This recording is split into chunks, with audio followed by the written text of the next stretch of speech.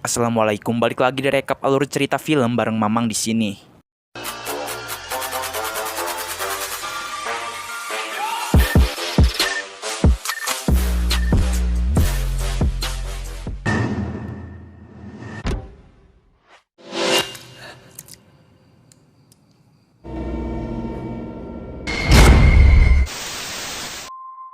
Hai seluruh, balik lagi nih di konten movie di channel ini. Pada kesempatan kali ini, Mama mau nyoba rekap alur cerita film yang berjudul Mangku Jiwo. Film ini tuh merupakan sebuah spin-off dari film Kuntilanak. Buat yang mau nonton film Kuntilanak 1 dan 2, silahkan cek di channel Mamang ya. Dan film ini menceritakan tentang asal muasal lahirnya sosok kuntilanak seluruh. Berbeda dari biasanya, kali ini Mama gak akan rekomendasiin kalian buat sediain cemilan dulu. Soalnya, film ini berpotensi membuat kalian mual. Nah, biar tetap enjoy, benerin dulu aja posisi kalian. Mau duduk, rebahan, jongkok, atau nungging pun itu terserah kalian. Sing penting enjoy wae. Yuk kita langsung aja ke videonya, soalnya Mamang belum mandi seluruh. Dan mari sama-sama kita bilang, hayu, meluncur.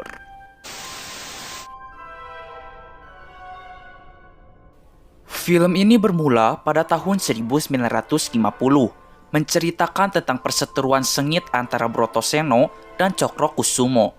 Singkatnya, mereka berdua sedang memperebutkan kekuasaan Loji Pusaka, yaitu menguasai benda-benda keramat. Mereka berlomba-lomba mendapatkan kekuasaan itu di hadapan raja di dalam keraton. Namun sayangnya, Brotoseno harus kalah karena Cokrokusumo berbuat curang. Cokrokusumo yang tidak puas pun memfitnah Brotoseno, hingga pada akhirnya Brotoseno pun diusir dari keraton. Dan kini Brotoseno menyimpan dendam yang sangat besar kepada Cokrokusumo. Film pun beralih kepada seorang perempuan kotor dan berambut gimbal yang sedang dipasung di sebuah kandang sapi. Ia bernama Kanti. Ia dipasung karena dituduh gila dan selalu membawa masalah dan petaka bagi desa itu. Dan ia pun dituduh sedang mengandung anak setan. Oleh karena itu, Pak Lurah desa itu memanggil Brotoseno.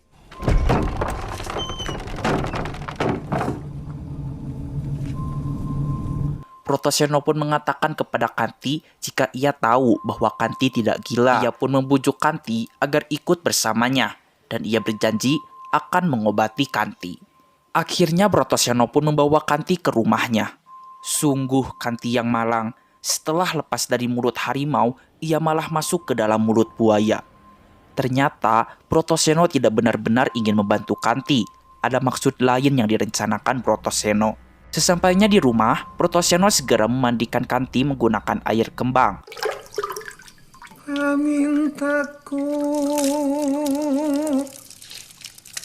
Setelah itu, Kanti dipakaikan kain panjang berwarna merah. Kakinya pun dipasung kembali. Dan ia diletakkan di sebuah ruangan yang sangat mengerikan dan posisinya tepat berada di depan cermin pengilon kembar. Scene beralih kepada Nyai Kenanga yang sedang memandikan cermin pengilon kembar milik Cokrokusumo. Cokrokusumo yang merupakan majikan dari Nyai Kenanga segera bertanya, mengapa Nyai Kenanga memandikan cermin itu? Nyai Kenanga mulai menjelaskan jika sejatinya pengilon kembar itu ada dua. Satu ada di Ndoro Broto dan satu lagi ada di Doro Cokro. Tujuan ia memandikan cermin itu karena ia merasa ada tanda-tanda buruk yang ada di dalam cermin. Ia pun bertanya, apakah Doro Cokro sedang menyembunyikan suatu hal yang buruk? Cokro yang ragu-ragu pun menjawab tidak. Nyai Kenanga mengatakan, mungkin jika pengilon kembar disatukan, maka semua akan jauh lebih baik. Tapi Cokrokusumo malah marah karena ia tidak mau berhubungan lagi dengan yang namanya Brotoseno.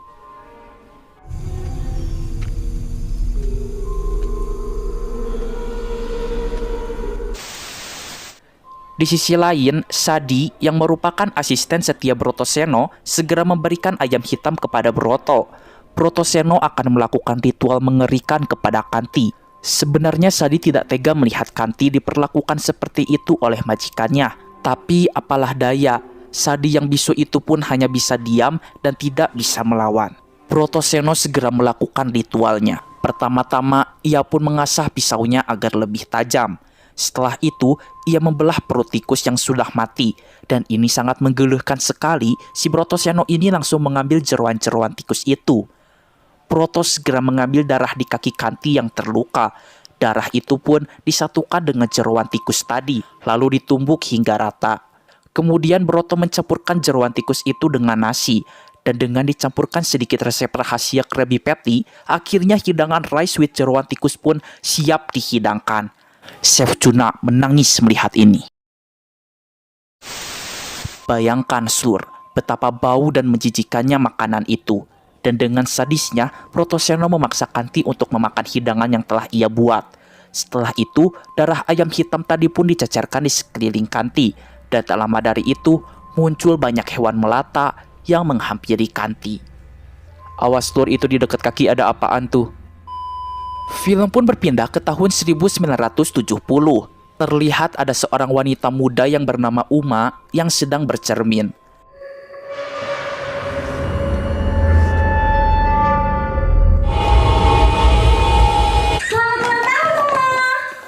Ia pun dikejutkan oleh temannya karena pada hari itu ia sedang berulang tahun. Setelah itu, Uma segera pergi bekerja diantarkan oleh teman-temannya. Diketahui, Uma bekerja menjadi seorang resepsionis hotel. Di salah satu kamar hotel pun terdapat Carmilla, ibunya Dinda pas masih muda, Pulung, anaknya Cokrokusumo, serta bodyguardnya yang bernama Herman. Mereka bertiga merupakan antek-anteknya Cokrokusumo untuk menjual barang-barang pusaka, contohnya seperti kujang dan lain-lainnya. Tetapi salah satu pemberi mereka yaitu Mr. Emon yang merupakan warga negara asing telah menipu mereka bertiga. Mr. Emon beralasan membeli benda-benda pusaka itu hanya untuk dijadikan benda koleksi di negaranya. Tentu saja oleh karena itu, mereka bertiga menjual barang pusaka dengan harga yang murah kepada Mr. Emon. Tetapi ternyata Mr. Emon menjadikan benda-benda pusaka itu menjadi bahan riset, yang berarti seharusnya harga yang harus dibayar oleh Mr. Emon harus berkali-kali lipat lebih mahal. Dan tak pakai lama, Herman pun membunuh Mr. Emon. Uma yang tak sengaja melihat pembunuhan itu pun segera berlari karena ketakutan. Tapi sayangnya ia tertangkap. Ia segera disiksa oleh Carmilla. Pulung mengatakan jika Carmilla dan Herman urus saja mayat Mr. Emon, biarkan ia yang menghadapi Uma. Pulung berniat akan memperkaos Uma, dan tiba-tiba mata Uma berubah menjadi warna merah, dan dengan seketika Pulung pun tewas karena lehernya dipatahkan oleh Uma. Film berpindah kembali ke tahun 1950. Terlihat Brotoseno sedang memasukkan kelabang-kelabang ke dalam baju Kanti. Ia pun segera menggorok leher ayam hitam, dan darahnya pun dipaksa masuk ke dalam mulut Kanti. Dan semua ini Brotoseno lakukan semata-mata agar Kanti menjadi sosok kuntilanak. Keesokan harinya, terlihat keluarga Cokrokusumo sedang berkumpul karena sedang berduka atas kepergian Pulung. Sebenarnya Cokrokusumo tidak terlalu peduli terhadap kesaktian benda-benda pusaka itu. Yang ia pikirkan hanyalah harta dan uang. Sehingga ia melakukan bisnis gelap, yaitu menjual barang-barang pusaka secara sembarangan. Carmilla dan Herman yang membantu Cokro menjual barang-barang pusakanya mengatakan mungkin dengan kematiannya Pulung ada sangkutannya dengan orang yang ingin menyaingi bisnis Cokrokusumo. Mereka berdua ingat jika kemarin di hotel yang membunuh Pulung itu adalah Uma. Dan Herman pun tahu jika Cokrokusumo memiliki hubungan buruk dengan Brotoseno. Mereka pun menduga jika Uma adalah anaknya Brotoseno dan mereka berniat akan menyaingi bisnis benda keramatnya Cokrokusumo.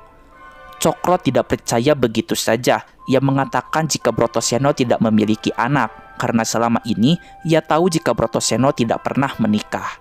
Nyi Kenanga mengatakan kembali jika cermin pengilon kembar milik Cokro selalu memberikan pertanda-pertanda buruk, tapi Cokrokusumo tidak peduli dan menghiraukannya. Film kembali ke tahun 1950. Terlihat Brotoseno sedang mencambuk-cambuk dirinya sendiri menggunakan daun yang tajam. Ternyata itu adalah ritual untuk memanggil dedemit. Dedemit itu pun datang dan mendekati Kanti. Kanti sangat ketakutan dengan semua ini. Ia sudah sangat tersiksa dan pasrah.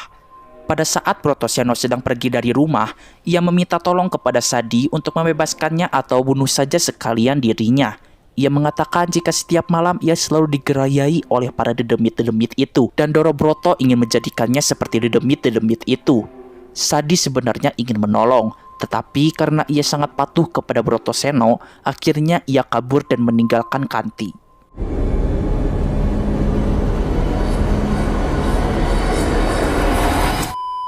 Kanti terus berusaha. Ia berteriak karena kakinya sudah sangat sakit. Perutnya pun sakit juga.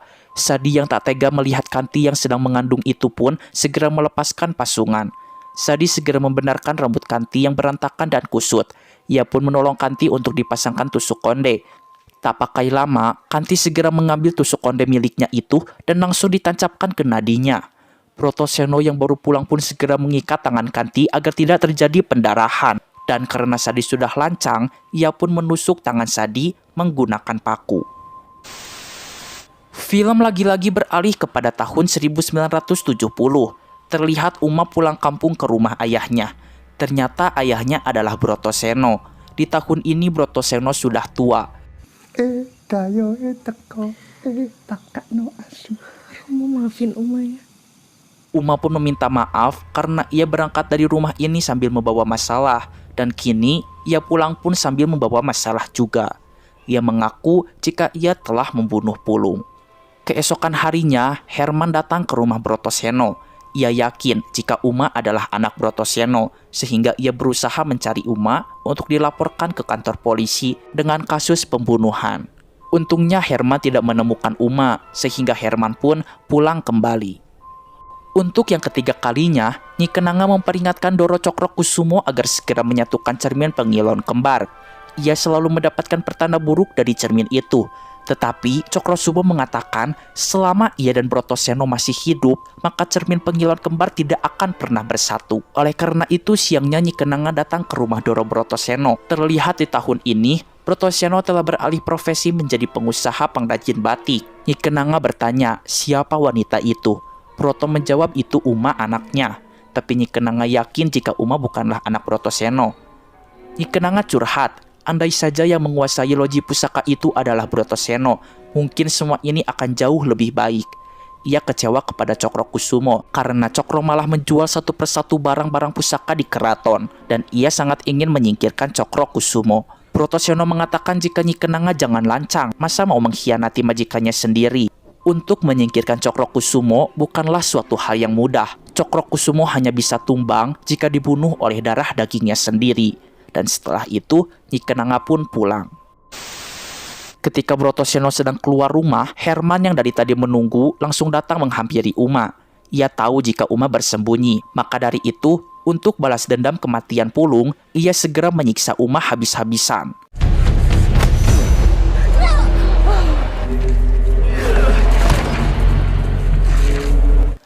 Panci lu, berani-beraninya kasar sama cewek. Lanjut. Tetapi lagi dan lagi, setelah si Uma dalam keadaan terancam, ia kesurupan Saitama lagi. Matanya pun berubah menjadi warna merah, dan ia langsung memukul Herman sampai masuk ke dalam lilin batik yang sangat panas, hingga Herman tewas seketika. Dan Uma pun pingsan. Sore harinya, Nyi Kenanga berbincang-bincang dengan Carmila. Nyi Kenanga mengatakan jika Carmila sudah terlalu jauh mengikuti bisnis gelapnya Cokrokusumo. Carmila pun mengatakan jika sekarang ia merasakan bahwa Doro Brotoseno sedang mengirimkan sesuatu buruk kepada Doro Cokro, sehingga bisnis gelapnya itu pun ikut terancam. Ia tidak tahu siapa yang paling kuat di antara kedua Doro itu. Nyi Kenanga kembali mengatakan jika akan ada bencana yang menimpa salah satu dari kedua Doro itu. Nyi Kenanga menyuruh untuk bersiap-siap mengambil posisi agar tidak ikut hancur dengan Doro yang mereka pilih. Ternyata ucapan Carmila itu benar. Kini Brotoseno sedang mengirimkan hal buruk kepada Cokrokusumo. Untuk membalaskan dendamnya kepada Cokrokusumo, ia harus menunggu selama 20 tahun lamanya. Dikarenakan satu-satunya cara untuk menyingkirkan Cokrokusumo yaitu dengan darah dagingnya sendiri. Dulu, Kanti merupakan seorang penari renggong yang sangat cantik. Karena kecantikannya, Cokrokusumo pun tertarik kepada Kanti. Akibatnya Kanti menjadi hamil, dan Cokro tidak mau bertanggung jawab sehingga ia memfitnah Kanti sebagai orang gila dan sedang mengandung anak setan. Hal ini menjadi kesempatan Brotoseno untuk membalaskan dendamnya. Ia pun menjadikan Kanti serta Uma sebagai alat pembalasan dendamnya. Pada saat itu, Sadi membantu Kanti lagi untuk dibukakan pasungan. Kanti pun nekat untuk menggantung dirinya sendiri di ruangan menyeramkan itu. Brotoseno yang baru pulang ke rumah pun segera membelah perut Kanti agar anaknya bisa lahir selamat. Karena anak inilah yang akan membunuh Cokrokusumo. Dan kini anak itu sudah besar dan ia adalah Uma. Sedangkan jasad Kanti dibiarkan begitu saja. Dan cermin pengilon kembar inilah yang menjadi saksi bisu atas penderitaan hingga ujung hayatnya Kanti. Pada waktu itu Sadi merasa sangat bersalah. Ia pun meminta kepada Brotoseno untuk membunuhnya menggunakan tusuk konde milik Kanti. Tetapi karena Sadi sudah banyak membantu Brotoseno, maka Brotoseno pun tidak membunuh Sadi dan ia mengusir Sadi dari rumahnya. Setelah Uma sadar, Brotoseno segera menjalankan aksinya. Ia pun menjelaskan jika Uma adalah anak kandung Cokrokusumo. Dulu, Kanti, ibunya Uma diperkaos oleh Cokro, dan Cokro tidak mau bertanggung jawab, sehingga ibunya dikurung dan dipasung di kandang sapi. Setelah itu, ia memfitnah Cokrokusumo. Ia mengatakan jika Cokro menyiksa ibunya dan memanggil dedemit-dedemit melalui ritual hewan menjijikan, hingga ibunya menjadi gila. Tak hanya dari itu, Cokrokusumo pun tega menghancurkan hidupnya hingga diusir dari keraton. Hingga pada suatu ketika, ia menemukan jika ibunya telah tewas. Dan secara terpaksa, ia segera mengeluarkan Uma dari perut ibunya. Ya, ini semua hanyalah fitnah dari Brotoseno agar Uma ikut terpengaruh dan dendam kepada Cokrokusumo. Dan benar saja Slur, Uma ikut dendam kepada Cokro. Tapi Broto pura-pura mengatakan jika Uma tidak perlu dendam. Sudah, biarkan saja. Dan ia pun memberikan tusuk konde milik Kanti ibunya agar Uma terlihat lebih cantik. Pada malam harinya, Cokrokusumo terbangun dari tidurnya karena bermimpi buruk soal Kanti. Tiba-tiba muncul kelabang, ular, dan tarantula yang segera merayap-rayap di tubuhnya. Dan untungnya itu mimpi lagi. Dan tak lama dari itu muncul hantu Kanti yang melayang dan langsung menerkam dirinya. Dan lagi-lagi itu hanya mimpi. Jadi dia tuh mimpi di dalam mimpi lagi Slur. Faham kan? Lanjut. Keesokan paginya, Uma segera menuju rumah Cokrokusumo untuk membunuh ayah kandungnya itu. Namun ternyata Cokrokusumo sudah tidak ada di rumahnya. Mungkin gara-gara mimpinya semalam, Cokro menjadi tahu jika akan ada hal buruk yang akan menimpanya, sehingga ia lebih duluan kabur dari rumahnya. Dan Uma pun pingsan karena dibekam bius oleh Nyi Kenanga. Uma pun dibawa pulang oleh Nyi Kenanga ke rumahnya. Tak lama dari itu, Uma sadar dari pingsannya. Dan ia segera bergegas untuk mencari keberadaan Cokrokusumo. Ia pun mengatakan jika ia pantas untuk menentukan nasib hidupnya. Dan tentu saja, hal ini membuat Brotoseno senang. Karena ia bisa membunuh Cokrokusumo tanpa harus menyentuhnya. Nyi Kenanga pun bahagia juga. Karena ia bisa membunuh Cokrokusumo tanpa perlu menyentuhnya. Selama ini ia sudah sangat geram kepada Cokro karena tidak pernah peka terhadap pengilon kembar dan selalu menjual barang-barang keramat dari keraton. Sebelum itu Uma segera pergi ke makam ibunya dulu. Di sana ia melihat Sadi sedang menyapu makam. Ia pun menghampiri Sadi dan terlihat di bawah tanah ada coretan tembang Lingsir Wengi. Awas jungat toro, aku lagi bang. Wingo, wingo. Sadi mengatakan jika ia adalah orang yang membantu ibunya waktu dulu. Tapi Uma mengira jika Sadi adalah antek-anteknya Cokrokusumo, sehingga ia tidak percaya kepada Sadi. Setelah itu ia langsung menuju keraton untuk mengecek keberadaan ayahnya itu. Sadi beberapa kali menahan Uma karena ini sangat berbahaya, tapi Uma tetap menerobos. Karena berisik, akhirnya antek-antek Cokrokusumo pun datang dan segera menghalangi Uma. Sadi segera menyerang keempat antek-antek itu sehingga Uma bisa meneruskan langkahnya. Akhirnya Cokro sudah ada di hadapannya. Tapi sayangnya, untuk membunuh Cokrokusumo itu bukan suatu perkara yang mudah. Uma pun terjatuh, terbanting, terjungkal, terseret, terpental, dan tertendang hingga mengeluarkan darah dari mulutnya. Sadi juga kewalahan menghadapi 4 orang hingga akhirnya punggungnya tertusuk dan meninggal. Karena sudah tak berdaya dan merasa terancam, akhirnya Uma nembang Lingsir Wengi. Dan karena itu, sosok Kanti si kuntil anak itu pun muncul dari dalam cermin pengilon kembar.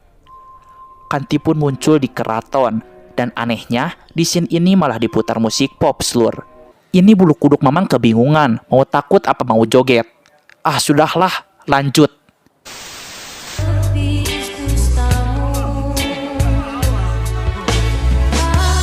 Dengan teriakan Kanti, keempat antek Cokro pun tiba-tiba membunuh dirinya sendiri dengan cara yang sadis. Akhirnya, ia datang menghampiri Cokro dan segera berteriak kembali. Teriakan itu pun seolah-olah menjadi kekuatan bagi Uma. Uma pun bangkit dan menusukkan tusuk konde milik ibunya tepat ke jantungnya Cokro Kusumo, sehingga Cokro pun tewas. Dan setelah itu, ia pun memuntahkan belatung busuk yang sangat menjijikan. Dan kini setelah Cokro mati, Nyi Kenanga dan Karmila pun berpindah posisi ke tangannya Brotoseno. Karena terbukti, pada akhirnya Brotoseno lah yang paling kuat. Kedua cermin keramat itu pun berhasil disatukan. Dan kini kuntilanak Kanti sudah dikurung di dalam sarangnya, yaitu di dalam cermin. Kanti tidak akan memberontak selama mereka semua bersikap baik kepada anaknya Uma. Nyi Kenanga pun mengatakan jika sekarang mereka sudah mangku jiwo. Apa itu mangku jiwo? Tanya Brotoseno. Nyi Kenanga menjawab, memangku dan menguasai semua jiwo. Dan mungkin karena inilah, di film Kuntilanak 2, Dinda yang merupakan anaknya Karmila menjadi bagian dari pengikut Mangku Jiwo.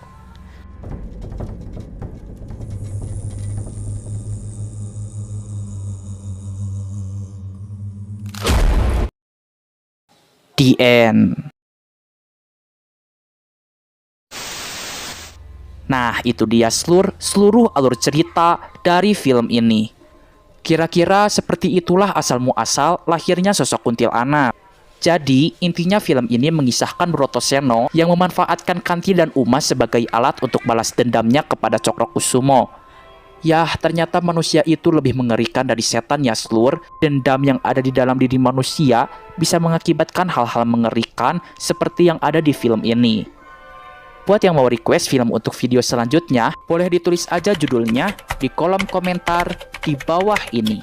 Oke lah, Mamang pamit dulu. Keep enjoy and see you.